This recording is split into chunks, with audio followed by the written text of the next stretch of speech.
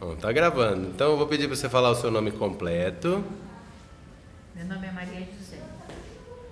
e você fala um pouquinho de onde você veio, da sua história aqui no Jaguaré. Eita!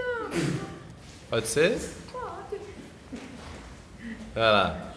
Como é que eu vim pra aqui? Cheguei É. aqui? Então, eu sou do Nordeste, um lugar chamado Lagedo.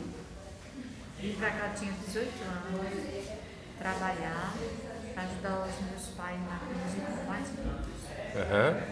Aí chegou que todos vieram pra cá e o único que veio foi meu pai, mas chegou a falecer.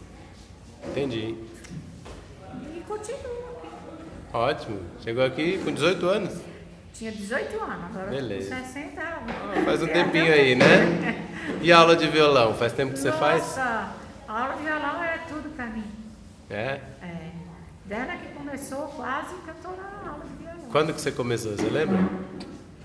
Eu sei que tem uns 7 anos já. Já? Já tá tocando bem? Mais ou menos, né? Porque já viu, né? Mas já tô tocando um pouquinho. Você toca. Qual a música que você mais gosta de tocar? A música que eu mais gosto, olha, são várias, viu? Asa Branca, eu gosto, que é da minha terrinha, né? E tem outras mais. Majestade Sabiá também gosto. Legal. E se você pudesse falar assim, resumir essa aula de violão assim numa palavra só assim, uma palavra pudesse ser a sua. É o meu divertimento.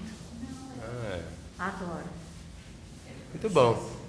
Então, muito obrigado, viu? De nada, Até a próxima. se Deus quiser.